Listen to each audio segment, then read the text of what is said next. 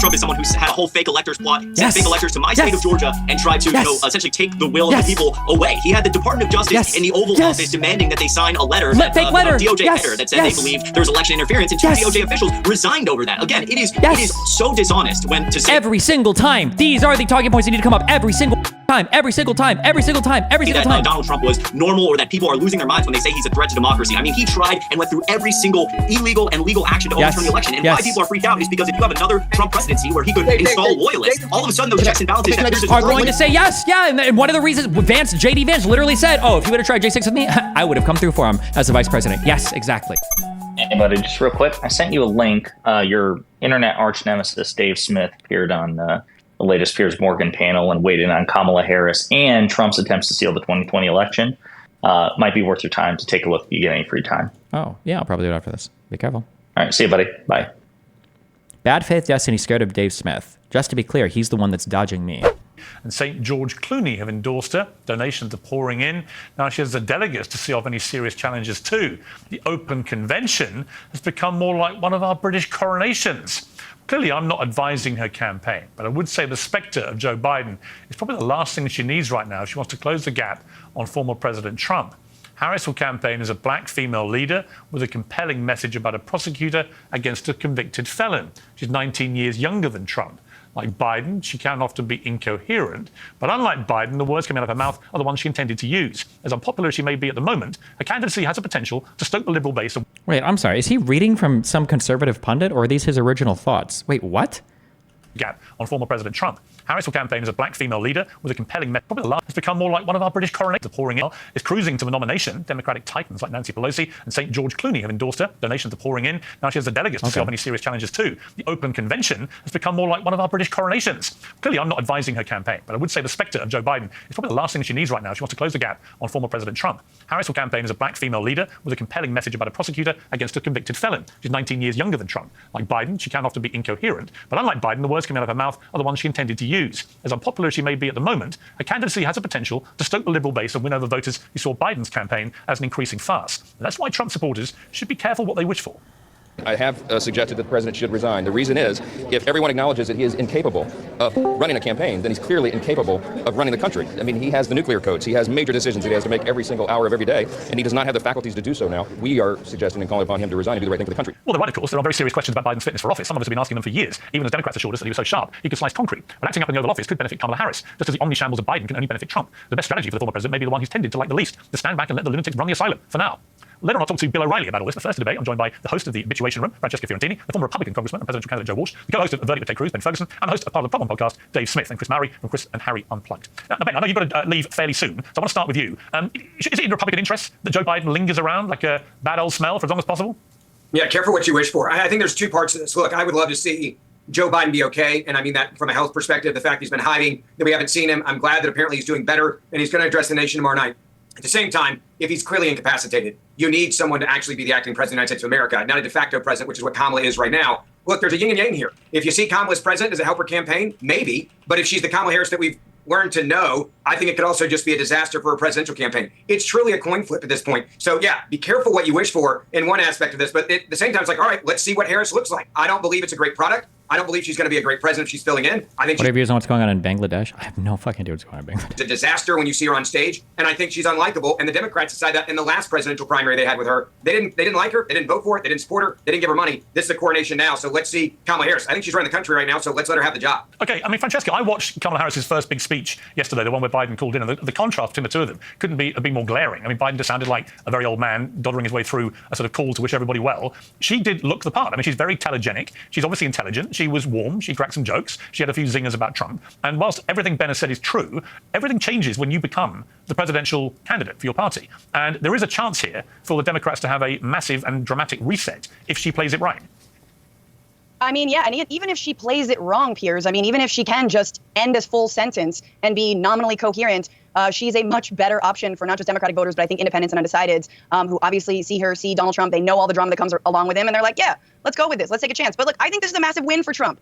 I don't understand why the right's not happier. You guys need to be happy, okay? Donald Trump beat Joe Biden, and not a single ballot was cast. Boom. I don't know why this is not more of a cause for celebration. I understand that your Superman does have a kryptonite, which happens to be black female prosecutors, Tanya Chutkin and Letitia James, Fani Willis, and now, oops, Kamala Harris. But I still think you should just take a win. I love, there's a lot of whining going on, and I don't get it. Like, in no world does like a baseball team get to sue another baseball team because like they put in a left-handed relief pitcher instead of a righty, and they were prepping for the righty. What's going on? Yeah, but let me say this in response quickly. It's not whining. This is different, and Republicans know it's different because, number one, the media is about to give $1 billion to $2 billion in in-kind donation to the Harris campaign with a 30-day Democratic convention telling everyone that she is amazing. Number two, perspectives change. If you're on the Titanic and you hit an iceberg and there's a really crappy little dingy boat in the middle of the water, that boat looks amazing to you in that moment because it's a life raft and it might save your life. That is Kamala Harris's campaign right now. You're compared to a ship that's going down, and the only thing that can possibly save you is that crappy little ship in the sea, which you'll be in love with for the next 3 or 4 months. So it's not whining. It's just knowing what's going to happen here. So I love your analogy, and let me just double check that. Does that mean that Donald Trump is the iceberg? Hang on, let me get Dave to respond to that. No, that's not what I said, and I think you know that. No, the iceberg's Donald Trump. Okay, Dave Smith. Yeah, well, look, I mean, I think that there's a lot of relief amongst Democrats right now because they were very concerned with the problems that Joe Biden has as a candidate. The issue is, look, there's a reason why we've all been speculating about Gavin Newsom and Hillary Clinton. And from the very beginning, when there was always a question mark over whether Joe Biden would make it or not, there is a reason why people skipped over Kamala Harris as the next option. And the reason is because she's a deeply unpopular vice president. She has never been a great political candidate. And the reality of the situation is that despite the enormous spin that's going on right now, it is not true that Joe Biden made some decision that his country is more important than him. He fought everyone until the very bitter end. Kamala Harris has a serious uphill battle right now. To be clear, just to be ultra clear, because conservatives and fascist Russian-paid stooges like this loser will try to spin this in the most chaotic way possible so that they can make the most amount of money possible on the retards that consume their content, right? Biden didn't have to step down unless the DNC could have like forced him to, which would have been catastrophe. Biden could have just held on and fought to the bitter end, like Donald Trump 1 billion% would have. So this idea that they may blah, blah. No, Biden chose to step down. That's a really, really tough call for literally anybody to make, okay? To literally say, you know what? I'm not going to run again. I'm going to hand over the reins on my incumbency, my presidential election rerunning. I'm going to hand over the reins on that and give it back to other people. Was there a lot of pressure on him to do it? Yeah. Did he initially resist? Yeah, of course. But the fact that he ended up doing it I think is pretty significant. But people will rewrite this as though in whatever retarded, pig sloth way they want to. Try to beat Donald Trump. She's only got a few weeks till convention. I'm not saying this as a Trump supporter who's whining. I'm just looking at the situation in front of me. Donald Trump is the overwhelming favorite right now. Yeah, I think that's completely true, and certainly in the swing states.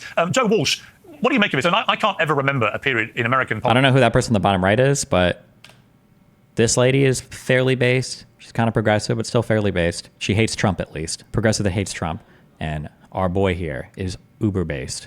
True, and certainly in the swing states. Joe Walsh, what do you make of it? And I can't ever remember a period in American politics quite like this in my entire lifetime. I was born in 1965. It's absolutely extraordinary, the series of events. The fact that there was an assassination attempt on Donald Trump where he was hit by bullets and we're not actually leading with that so soon after it happened is remarkable. But it's a very fast-moving thing, this. And the thing about politics is momentum can play a big part. Trump has arguably, you could say, peaked way too early here in this campaign. Everything's riding well for him. He's doing great. The comeback is in place. It's all secure. Looks like he can't lose. But as he said to me on the phone on Saturday night when we spoke, 4 months is a very long time in politics. We've just seen what can happen in 3 weeks. Yep. 3.5 weeks ago, there was the debate to come, and Joe Biden was telling everyone, I'm going to take Trump down at the debate. Well, 3.5 weeks later, he's gone. So anything can happen here. What's your reading, Joe, of where we are?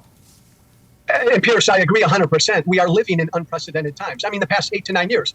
3.5 years ago, a sitting president lost an election, and he still hasn't conceded. And he tried to overthrow an election. True. You're right. We had an assassination attempt on a president just a few weeks ago. So, yeah, these are crazy, unprecedented times. Look, this isn't complicated. I don't want Trump back in the White House, but he's winning right now. He's got a comfortable lead. Joe Biden wasn't going to beat him. The Democrats found another candidate, and she has a legitimate shot at challenging him and beating him. I think the factor that all of us have underestimated, no matter where you stand on her as a candidate, is the enthusiasm. There was zero enthusiasm for Joe Biden. Kamala Harris, any other candidate, would have generated huge enthusiasm. That's a wild card. That's all. That's a wild card. It's a reset. Piers, the whole election. Let me bring Ben. I know you've got to go in about 4 minutes, Ben. So let me ask. What is wrong? Is something wrong with my mic? Nope, you're getting audio banned.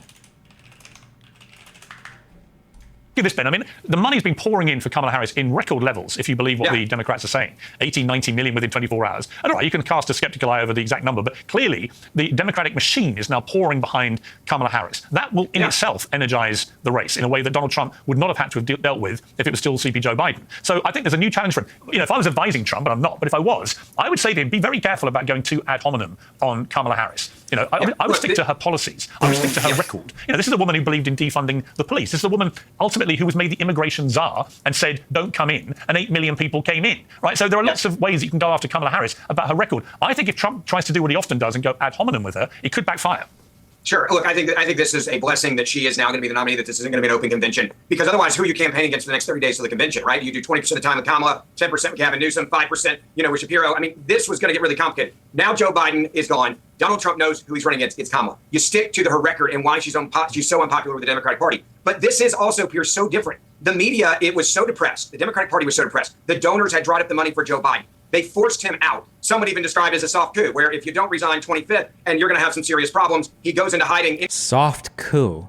We're talking about who has the nomination from the political party, the Democratic Party.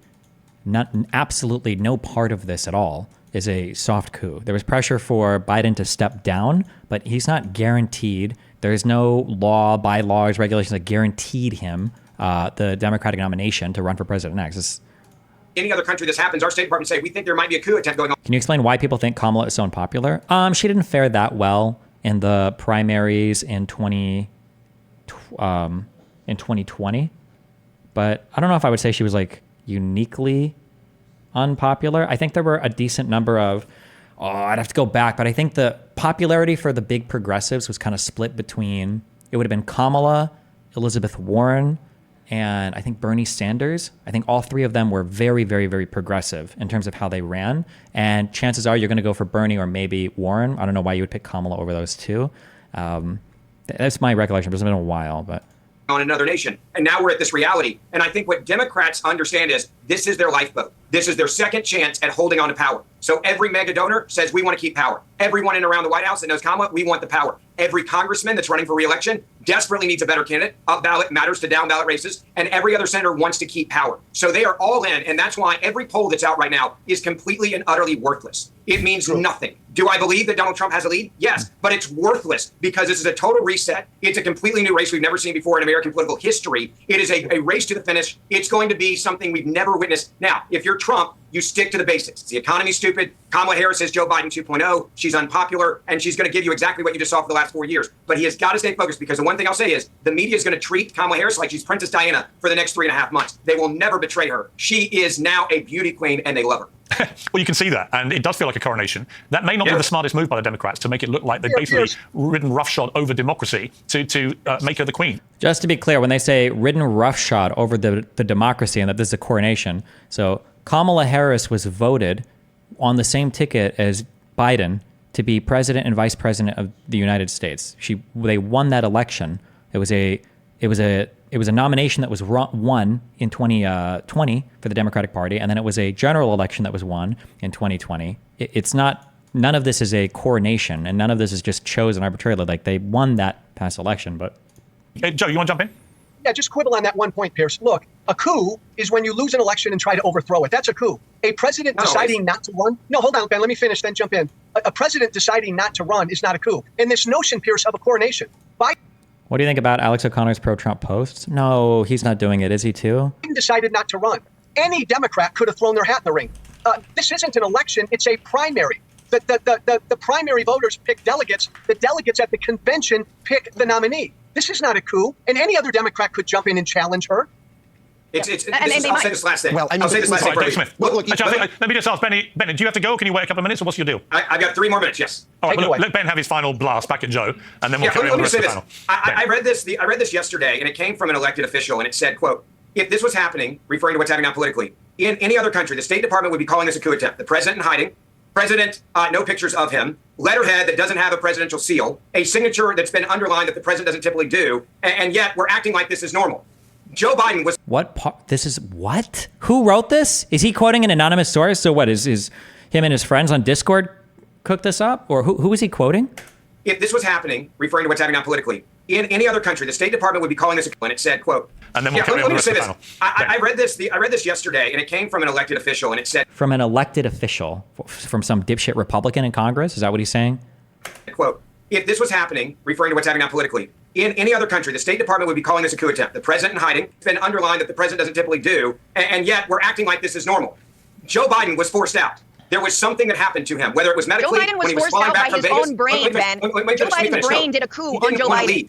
He didn't want to leave. He did not want to leave. Days before, he was saying, I'm in this, I'm in this. And I think this was clearly the cabinet and other Democrats that said, you're either going to leave or we're going to force you out. You are done. And now we've got a president that's going to talk to the nation tomorrow night. I'm sorry. This happens in another country, we'd all be talking about it. They literally could have forced him out. They could have said, sorry, listen, you got to go. We're not doing it. It's a private political party. You don't have to vote for him in the general. Then nobody's forcing you to do that. You can say, oh, well, fuck it. Well, I guess I'm not voting for Biden. Nobody's changing the votes around anything else, right? We're not even done with the primary season yet, technically, for the Democrats. Like, there is, what is being couped here? The coup that's happening is on the Democratic primary? Well, like, this way, but we're acting like it's normal. This is not normal. What's so funny about you, Ben? What's so funny about Republicans is that this would never happen because their God Emperor Donald Trump can literally do whatever he wants, and no Republican would ever step out of line to criticize him. No one would step out of line to say you shouldn't be president anymore. And you're so jealous that Democrats actually hold their own accountable. You're so jealous that we'd actually be like, hey, you know what? Maybe you shouldn't run again. And then all the entire party right. It's just so funny. It's like if you lose in November, you're gonna run him again. You tried to put him in prison. You tried to take his property, and then they tried to kill him. I'm not jealous of anybody that celebrates that. Who tried to kill him? Ben, who tried to kill him? A radical young 20-year-old tried to kill him. And everybody's like, well, I love this the other day. They're like, well, what's the motive? He wanted to kill Donald Trump. That's the motive. Ben, careful. You said they. They tried to kill him. Who's they? People that hate Trump. People that hate Trump. Wait. Yeah, ask him. Good, yes, ask him. Ask him. Who is they? Who are they? But Ben, careful. You said they. They tried to kill him. Who's they? People that hate Trump. People that hate Trump. Wait. That's what I'm saying. It's very simple. A 20-year-old kid did it, right? A demented, lonely 20-year-old kid who hated Donald Trump. Who's they? People that hate Trump. They want to put him in jail. They want to take all the things. They try to overthrow the will of the people in the first election. Don't let him ramble. Yeah, don't let him fucking ramble. Walsh. Go back to the very beginning. Let me jump in. I just want to say this guy's fucking based. You should reach out. We had a panel on Wick's stream a couple of weeks ago. He is based. We don't actually know the motivation of the shooter, but if you want to look for blame as to how this 20-year-old deranged kid with an AR-15 was able to unload 8 bullets at President Trump, it's because the Secret Service dropped the ball in such spectacular fashion and left President Trump exposed so badly, which could have led to him being killed and should have done, really. It was a miracle that he survived, that the Director of Secret Service, Kim Cheadle, has today resigned or probably been fired. So that is probably where my main blame would go, is their failure to protect the President. Now, listen, hang on a second, Joe. We've got to say goodbye to Ben to be respectful to his time. Ben, thank you very much indeed for coming back and Uncensored. I appreciate it. We're joined by Chris Murray from the Chris and Harry Unplugged, and I'll come to CJ Pearson as well. But Dave Smith, you've been sitting next to me here, even though we're looking down barrels of different cameras. You wanted to get in there. You were aghast about something. I'm not quite sure what it was. Well, look, okay, there's just a couple things here. First of all, I do understand why people object to the use of the term coup. However, for Joe to say, well, this was just Joe Biden made a decision, that's pretty misleading also. The truth is that Joe Biden did make his decision. His decision was to stay in the race. He made this very, very clear. Up to Sunday morning, on the Sunday morning news shows, campaign surrogates were going out saying he's staying in the race. It's Biden versus Trump. Now, it's not exactly that he made a decision. Big donors and political operatives and the corporate press all turned their back on him and said, we are going to force your hand. And essentially, he was forced out. On top of that, look, I'm not claiming to know anything that we don't know. It is incredibly bizarre that the president of the United States of America, a few weeks out from the convention, decided to pull out of the race and did not address the nation. Now, you can say he had COVID. I don't care. He's the sitting president of the United States. For it to come out on personal stationery and then in a tweet, he endorses Kamala Harris, and now we're being told we're going to hear from him tomorrow night. That is just incredibly bizarre, and it is understandable why people speculate about what was really going on behind the scenes. The truth is that none of us really know what type of internal pressure was put on Joe Biden, what type of threats were made. So the fact that people would speculate about that, I think, is totally reasonable. On the other... Yeah, speculate about him being secretly dead, and now we've got to do people agree. Yeah, Jesus. It is kind of weird that there's no public statement or anything like that, but also apparently, I mean, if he has COVID and shit, they might want to not have him come out and give an address while he literally sounds like he's going to die. But I don't know the rationale for that. Other point, the idea that Republicans are would never question Donald Trump. He's their God emperor. They would never think about another nominee. The problem with this narrative from the left is that it just reality flies in the face of it. Look, there was a National Review entire issue dedicated to never Trump in 2016. Mitt Romney, the previous nominee, came out and gave a speech. Anyone but Donald Trump. This year, all of the big donor money was going to DeSantis and Nikki Haley. All of the powerful forces within the Republican establishment have been trying to get anybody else except Donald Trump. The difference between Joe Biden and Kamala Harris and Donald Trump is that Donald Trump, however you feel about him, has tens of millions of Americans who love him and want him to be the nominee. And there's no Democrat who has anything like that. I agree. CJ has been waiting patiently. Hang on, Francesco, I'll come to you in a moment.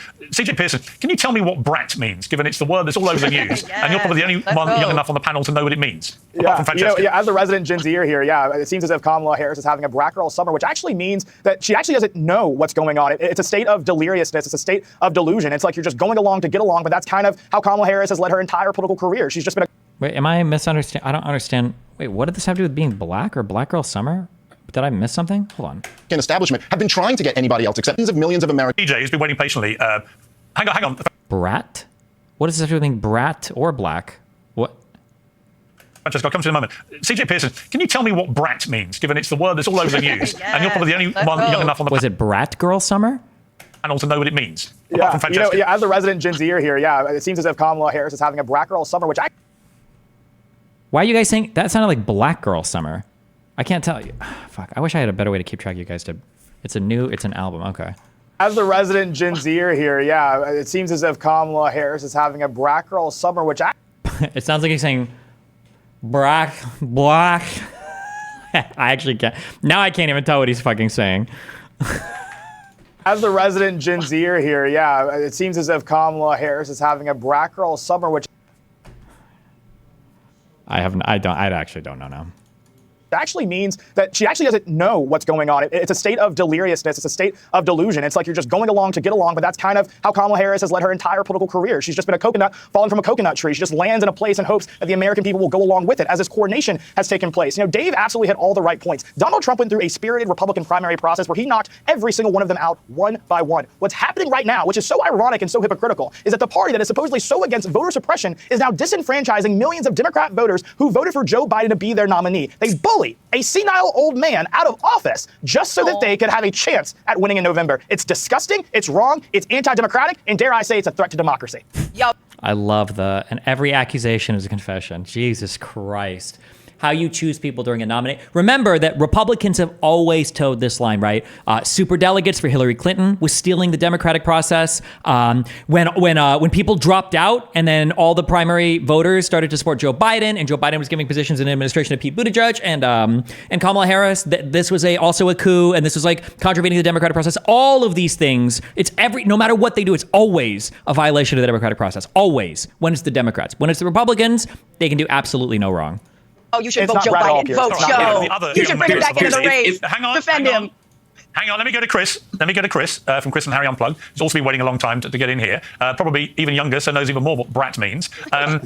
Kamala Harris, I mean, what do you make of the new threat to Donald Trump? He's got to tear up his entire playbook, which was to beat an old guy, to now go after a much younger black woman. It's a completely different proposition for Trump. What do you think?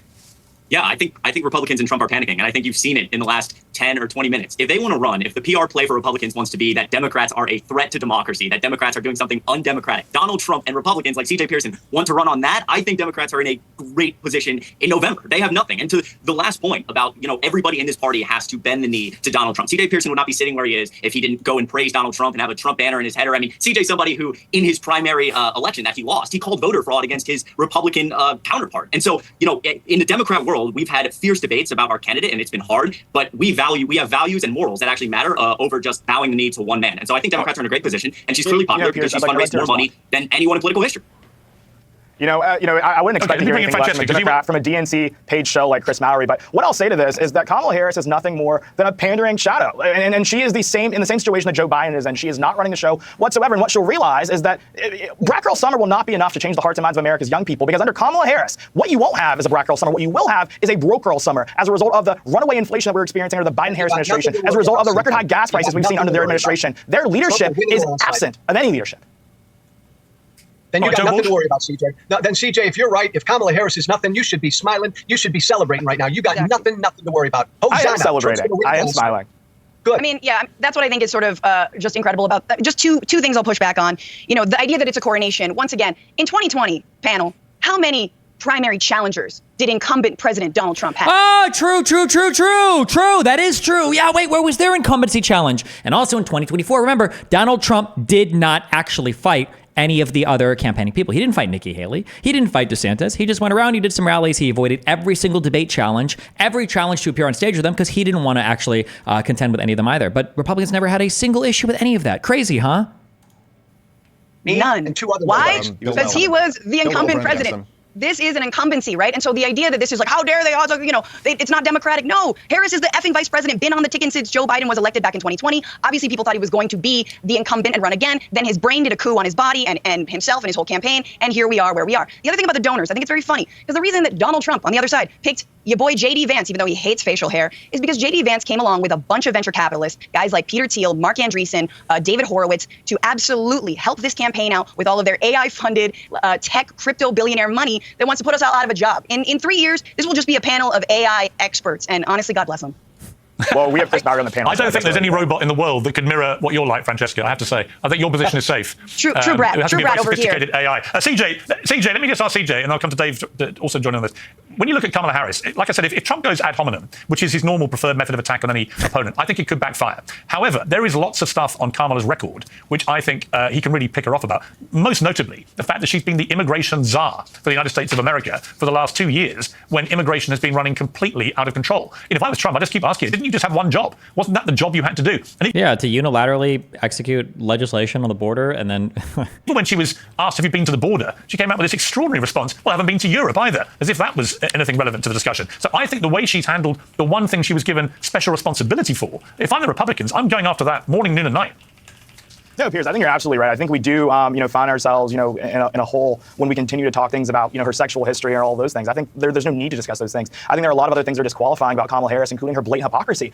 She locked up countless of nonviolent young black men for smoking weed, only to go on the Breakfast Club and brag about how much weed she smoked. This is also someone, as you said, who was in control of our national security as it relates to the border and absolutely dropped the ball there time and again. She has shown that she is not deserving of promotion. The only reason that we are even having this conversation about her as a nominee of the Democrat Party, aside from coordination, is because she's a DEI hire. She was a DEI hire when she became vice president because he had to get black women on board this campaign. They couldn't skip over Kamala Harris because they were afraid of upsetting black women if they did so. That is exactly why she bided her time. She covered up the fact that Joe Biden was mentally unfit and mentally unwell and mentally incapable of carrying on the banner of the Democrat Party, because she knew that she could not win an open Democratic primary herself. She knew that she did not have the fortitude to do so. And we saw that. It was demonstrable. In 2020, she didn't win a single primary state. She didn't even make it to Iowa, Piers. And if you think that if she can't beat Pete Buttigieg and all of those folks, Tulsi Gabbard, you think that she can beat Donald J. Trump after what he has endured, after the feckless prosecutions, after the attempted assassination, then I've got some great real estate in Alaska to tell you. It's insane. Okay, I want to bring in Dave Smith about one particular point. I saw one of the polls today, which was matching up Kamala Harris against Trump.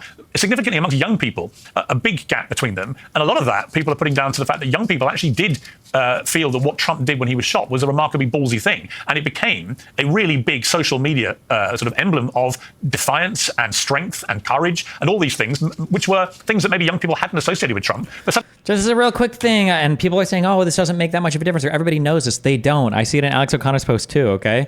Right? After the Trump shooting, can you see Biden scrambling back to his feet, raising a defiant fist, shouting a battle cry to his supporters? This is not what Donald Trump did. He stayed down for 45 seconds, waited for the Secret Service to call all clear, spent about 15 seconds searching for his shoes, and then as they were about to pull him off stage, when he surrounded by, he said, wait, photo up, and then did his thing. This is not like, this is such an inaccurate retelling of what happened. It's so cringe. Oh my God. But everybody has that. Everybody has that impression. Suddenly, they saw this image of him punching the air, blood all over his face, surviving an assassination attempt, and they thought, you know what? That's, as Mark Zuckerberg said, probably the first time in his life, that was badass by Trump. How significant do you think the failed assassination attempt is going to be, particularly young people?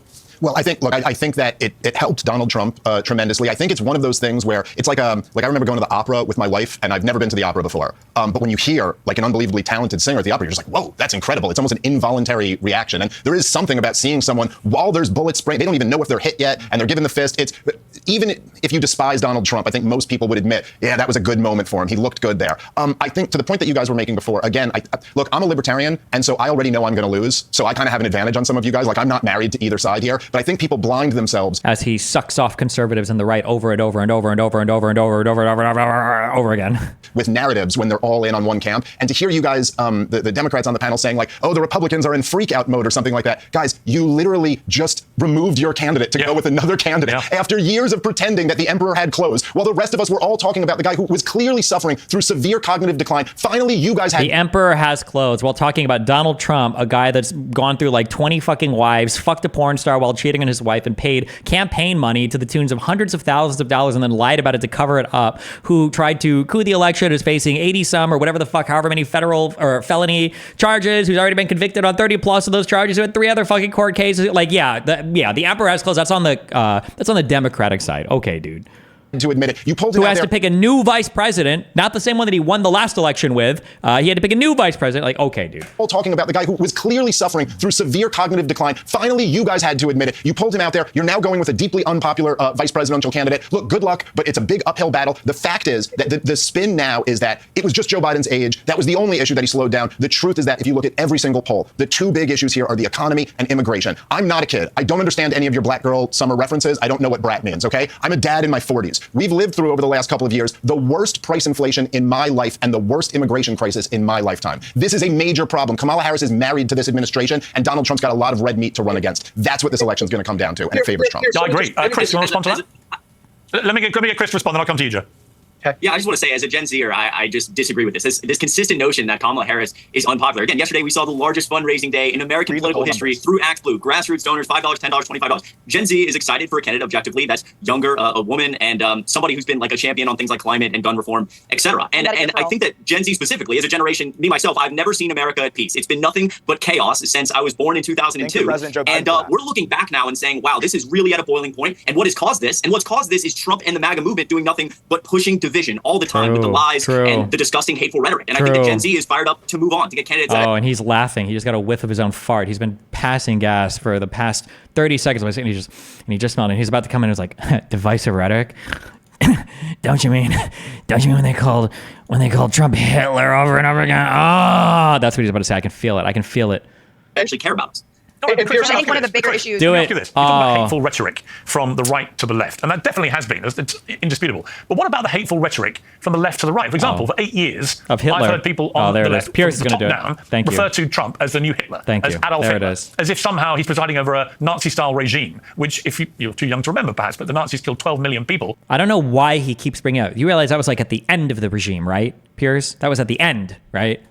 Including murdering 6 million Jews in a Holocaust. So it's hard to imagine a more offensive or vile slur or more hateful rhetoric than to compare Donald Trump, who's done none of those things, to Adolf Hitler. So do you accept that people on the left have been just as guilty of hateful rhetoric and contributing to the general... Please! I walked so that you guys can run. Please don't admit... Please, not in front of these conservative cucks. Do not say that the left was just as bad as the right. Please do not do it. Please don't do it. I need you guys to be strong and brave. I need you to be strong and brave. Please. Don't. Toxicity of the debate as people on the right. Sure, but I do want to point out that, the person who's actually called Donald Trump's America's Hitler is J.D. Vance, his current running mate. J.D. Vance was someone who is very staunchly... Her. I need her, and I need him. Please. You guys are my heroes. Like, he's too young. He can't carry the torch. It's got to be you two. Well, that was wrong too. If you look at elected officials across the board, Democrats have consistently been the ones to calm the tensions. And look, I disagree with calling him America's Hitler. Okay, he's kind of saying he just shouldn't have said sure. But if I call Donald Trump a dictator or a threat to democracy, I think it's almost dishonest to not call him that. This is somebody who tried to overturn an election he didn't win with evidence that he didn't win it. Yes. And so I don't understand how it's hateful to say that he's a threat to democracy or he's moving us toward authoritarianism. And again, I think that the fact that J.D. Vance is the one who said things like he's America's Hitler goes to the fact that, you have to give up all your morals and all your values and bow to Donald Trump in this party. Pierce, that let me get a response to that from CJ. Pierce, that's absolutely insane. For Chris to sit here and say that it's dishonest for him not to call Donald Trump a dictator is absolutely laughable. Maybe if Chris actually visited a country with a real dictatorship, he would realize that under a system of governance where real dictators did exist, the conversation, the debate, the discourse that we're having wouldn't even at all be possible. But that's all they traffic in, is all of this hyperbolic rhetoric that has actually no semblance of reality, because they don't actually know how to defeat the president, because he delivered for the American people time and again during his presidency. We had the lowest black unemployment rate. We had record economic growth. We had a secure southern border. All of those things are policy wins that Joe Biden can't brag about. It's exactly why Kamala Harris has to talk about a black girl summer. But here's the reality. Under Kamala Harris, you're going to have a broke girl summer, a broke girl fall, you said that already. You said that. That is what their policies do. Come on, CJ, stop. Bring it up. Do it. No, she was going to say something. 100 more days to say that. God bless you. Your candidate's winning. We'll see if Kamala Harris can catch him or not. Pierce, just a couple quick points. To Dave Smith, I appreciate the fact that he's a dad in his 40s. I'm a dad in my 60s. Look, I don't belong to either party. I'm not a Democrat. Dave and I probably agree on most policy issues. The difference is I think Trump is a unique existential threat to our democracy. So I'll support whoever the Democratic nominee is. Pierce, to you made a great point early. You said we're living in unprecedented times. A month ago, an 81-year-old candidate for president had a debate and showed that he was not at all ready to continue to be a candidate. He was too old. And the entire Democratic Party rightfully panicked. It is a party process. It's not an election. The party convinced him to step aside, and he made that final decision. This is how the process in each party works. There's nothing undemocratic about it. Yeah. I just want to say that I think it is wrong to compare Donald Trump to Hitler. Yeah, Francesca, yeah. I agree. I think it's absolutely wrong. If you're going to compare him to someone... Is she going to say like Mussolini or Stalin? I don't even know what she's going to... She's going to pick some other kind of like... It's obviously Mussolini. Okay. I do write. I write for reality. If you're looking to hire somebody, okay, shoot me an email. My rates are high, but... Much more of a showman, great jawline. I think that is where it happens. And look, Donald Trump by his own admission said he would be a dictator, but only on day one. So guys, let's just listen to him, take him at his word. Yeah, so... But you know the problem, Francesca, listen, here's the problem. Funny though your quip just was, and maybe you meant it or not, the truth is, I've just noticed that people on the left, when it comes to Donald Trump, they lose their collective minds. You know what, Piers? You know what would be really nice? Is if you said that a single time ever when confronting these conservatives. Funny as that quip might have been, let's talk about the truth. Wouldn't that be interesting if people said that more often to conservatives or Donald Trump? Meant it or not, the truth is, Francesca, listen, here's the problem. Funny though your quip just was, and maybe you meant it or not, the truth is, I've just noticed that people on the left, when it comes to Donald Trump, they lose their collective minds. The reality about the checks and balances of the American democratic process was they were actually very robust. Trump may not have accepted the result of the 2020 election. To be clear, when you say the checks and balances were robust, kind of, if you want to be real big into it, the reality is the checks and balances were it was in part the bureaucracy, and it was in part all of the individuals involved in that. Right? It was individuals that were rebuking Trump. It wasn't just like, oh, well, the policies and procedures kept him from doing it. It was it was well, no, technically you wouldn't even say that like the AG assistants, AG legal counsel, these wouldn't even be bureaucrats. These are like elected people or people that are hired. It wouldn't even be elected officials. It wouldn't even be the bureaucracy. It would literally just be the individuals that were involved that tried to stop Trump at every step of the way. Pence stopped Trump. The last AG, Barr, the deputy and the current AG, all the White House counsel, the staff, people like the Cipollone and the Hirschmans and the and his campaign, like it was so many different people. It wasn't just the system. But he's not in the White House. He's not president of the United States. He had to go that day. Have you read? Bang, out the door. So the checks and balances did work. I mean, I don't understand. We know you talk to Trump regularly, Piers. I'm surprised you don't have a white bandage on your ear right now, honestly. And we've seen and we've read. Fuck, God, she's so based. All 920 pages of Project 2025, and in it says that instead of the police, the military should be patrolling the streets. The military time and again. That is, the president has disavowed it, even though every single person who wrote it was a. Is that actually true? Project 2025, police, military. Is there like a link to the whole fucking document bullshit?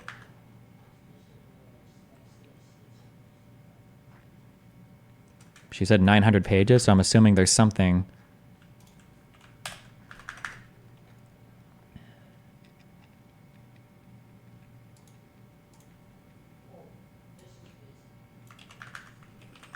Oh, this is going to take... Oh, it didn't take a long time. Control F, police. Okay, I would have to read through this way more.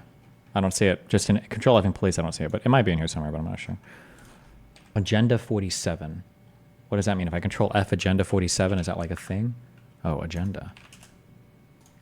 A former Trump advisor. Come on, give me a break. Stephen Miller. President Trump himself has said that he does not support Project 2025. We're supposed to think that you believe more about what President Trump believes and what he has said himself. He believes. It's crazy. Oh, you know what's in his heart. You know what's in his heart. If you want to see what President Trump believes, go to DonaldJTrump.com. Who did that? What the fuck? Oh, you know what's in his heart. You know what's in his heart. If you want to see what President Trump believes, go to DonaldJTrump.com. Agenda 47. How about this? How about we don't go with what's in his heart and we go with the 4-year track record? I mean, the problem here is that, and look, to your point, obviously the rhetoric on both sides has been elevated tremendously over the last few years. Both it's been very sides. divisive times in this Both country. sides. And both sides are guilty Both of this. sides. Or right to do it, however you look at it. But people do lose their collective minds when it comes to Donald Trump. Look, these comparisons, the idea that he's some Hitlerian figure is ridiculous. Even the comparisons to Mussolini, this is all silliness. Donald Trump was president for 4 years, okay? He did a lot of things bad. I was a big critic of his foreign policy. His fiscal policy was very bad. I do not think he handled COVID well. But These are problems kind of similar to previous presidents before that. His rhetoric is much more bombastic than other presidents were, okay? That's the reality that we're dealing in. And the fact that you guys have to take this up to 11, as if there's some existential threat to the republic that isn't, by the way, you want to know the real existential threat to, hold on just 1 second, let me finish. The real existential threat to our republic right now is that debt is over, the interest on our debt is overtaking our entire budget. And this is something that Democrats and Republicans are both guilty of. So they don't want to talk about that because it's, it condemns both of them. But the reality of the situation is that whatever happened on January 6th that got out of control, there certainly was violence there. Donald Trump got on a plane and went back to Mar-a-Lago. He was never calling in the military. There was never a chance that he was going to institute a dictatorship in the United States of America. This is all election nonsense. And I'll tell you something, Democrats, you better figure out something else to run against, because this whole Kamala Harris is a prosecutor and Donald Trump is a felon. The American people have rejected this already. No one cares about these charges that wouldn't have been brought to any other former president, okay? This isn't going to do it. You got to have something of substance. The problem is what you guys could actually run against is that Donald Trump was such a disaster through all of 2020, and he kept Fauci on the job, and he kept Americans locked down. The problem is you guys were criticizing him for not locking down harder. So I don't know what angle you're going to find. Wow, you could attack Trump by just being more conservative than the conservatives are. Why wouldn't the liberals be more conservative than the conservatives are to attack Trump? What a fucking politically retarded statement to make. Like, the problem is you guys are worse on most of the issues he's bad on. David, be better than that. Quit saying you guys. Everybody opposes Donald Trump for their own reason. Quit saying you guys. And I'm sorry, quit saying those of us who do believe, and you can disagree, Dave, those of us who do believe Trump is a unique threat to democracy, quit saying we've lost our minds. Come on, man. Thank you. Haven't lost yes. Absolutely lost your mind. I'm older. Hold on, CJ. Let me finish, CJ. I'm older than you, Dave and CJ. In my lifetime, I've never seen a president lose an election and refuse to concede. I've never seen a president try to overthrow the results of that. What's Dave about to say? What is the dumb fuck comment? Dave is going to appeal. Dave is going to appeal to outcome. Dave's going to say, well, what happened? He did leave, didn't he? Didn't he leave? It's not like they succeeded. He left, right? Didn't he eventually leave, right? That's what he's going to say. Election. You can disagree with the severity of that. Joe, hold on 1 second. But let's just be real specific here. Hold on. January 6th, 2021. Real specific for you. Or, oh my God, you're right. Or he's going to say, what about when Hillary called Trump a illegitimate president? Wait, this is Dave and CJ, I feel like are not willing to look into the deeper aspects. I mean, Donald Trump is someone who's had a whole fake electors plot, sent fake electors to my state of Georgia, and tried to essentially take the will of the people away. He had the Department of Justice in the Oval Office demanding that they sign a letter, fake letter, DOJ header that said they believed there was election interference, and two DOJ officials resigned over that. Again, it is so dishonest when to say every single time. These are the talking points that need to come up every single fucking time, every single time. Donald Trump was normal, or that people are losing their minds when they say he's a threat to democracy. I mean, he tried and went through every single illegal and legal action to overturn the election. And why people are freaked out is because if you have another Trump presidency where he could install loyalists, all of a sudden those checks and balances are going to say yes. And one of the reasons JD Vance literally said, oh, if he would have tried J6 with me, I would have come through for him as the vice president. Yes, exactly. Just because invalidated under a Trump presidency, the Constitution. Dave and CJ, let me just make one more point. CJ, and I'll come to Dave and then we'll wrap. I'll shut up for good. One more point. It's now Kamala Harris against Donald Trump. It's Kamala Harris against Donald Trump. If Kamala Harris loses in November, Kamala Harris will concede and she'll accept the will of the people. If Donald Trump loses in November, he won't and he won't. That is a threat. Well, I just want to make one. Look, I would say, and I want like honestly, they have not learned their lesson. Hold on, let me just respond to. Let Dave respond, then I'll come to CJ. So if I were to say right now, I want to overthrow democracy in the United States of America. Wouldn't I actually send the National Guard? Wouldn't I bring guns? If I really wanted to overthrow the government and I picked a way that was kind of dumb or gave me, that would be dumb, right? Wouldn't I have done it a different way? Wouldn't that be a different thing I could have done actually? That's what it's going to be. That's what he's about to say. Wouldn't I have told the people to show? Wouldn't I have called the military? And institute a dictatorship. I don't think anyone on the panel is very freaked out by that because I have no power to do it. Like, it doesn't really matter if I want to do it or not. Now, I will kind of agree with you guys. I just thought. Wait, I don't even know what he said. Never mind. He didn't say it. I don't even know what the fuck he's. Like honestly, they have not learned oh, he might not be familiar with literally anything that happened too. I always forget Dave Smith is very good at sounding like an intelligent person because he does memorize more like factoids than I've ever seen a person memorize before. But on the whole, he either intentionally misunderstands like entire context or narratives, or he's just too stupid or doesn't really, he doesn't give a fuck. So he's just like a partisan hack, right? So he'll know the talking points, but he doesn't actually try to have any deeper understanding of things he's talking about. Which is why you get an unfathomably embarrassing debate between him and Andrew Wilson, where he doesn't know what the non-aggression principle is. Holy fuck. Lesson. Hold on, let me just respond to. Let Dave respond, then I'll come to CJ. So if I were to say right now, I want to overthrow democracy in the United States of America and institute a dictatorship. I don't think anyone on the panel is very freaked out by that because I have no power to do it. Like, it doesn't really matter if I want to do it or not. Now, I will kind of agree with you guys. I just thought the way Trump handled the 2020 election was terrible. I did think he was kind of using like bully tactics when he called the Secretary of State in Georgia there. But the bottom line is that he had no mechanism to actually overthrow democracy. And that was, totally like... They literally had multiple mechanisms. He just doesn't know. Is somebody here going to educate him? Please. What did he mean when he said Pence needs to do the right thing? What was he talking about there? Please, please, please, somebody. Attempt to even do it. So listen, hold on. Let me just finish, because I let you guys go for a second. Let me just finish making my point here. This is the problem with you guys going to this well over and over again. It was never actually a threat to overthrow democracy. If you want to talk about people who haven't accepted the results of elections, Al Gore. Oh, then what? Al Gore, Hillary Clinton. Or Hillary Clinton, Stacey. Russiagate. Just say Russiagate. Say Russiagate. Please say Russiagate. I'm edging. I'm so close to coming. I don't know what he's going to say. It's like 50-50. Please say Russiagate. So please. I'm edging so much. Abrams, they all like have said these were illegitimate elections or there was outside interference. There is nothing. He's really going to orgasm denial me? Fuck. Look, you guys are listen, just hear me for a second. Consider, yes, they conceded. Okay, so they conceded and he didn't. Okay, so by the magical power of saying I concede, that somehow makes us a democracy. By the magical power, yeah, of saying it's not magical power. It's literally saying I concede the results of the election. The guy's president, and I'm not going to sit here and claim that the election was fucking fake. Not a dictatorship. Wait, he said it? Okay, so by the magical power of saying I concede, that somehow makes us a democracy and not a dictatorship. You guys are obsessing over this thing that most Americans don't actually care that much about. I agree. We've got to leave it there. We've run out of time. He said outside interference. Thank you all very much indeed, and come back soon. I appreciate it. Well, I'm joined now by the host of No Spin News and the author of a forthcoming book, Confronting the Presidents, Bill O'Reilly. Bill, great to see you. Okay. He said outside interference? Okay, that's good enough for a ruined orgasm at least, okay?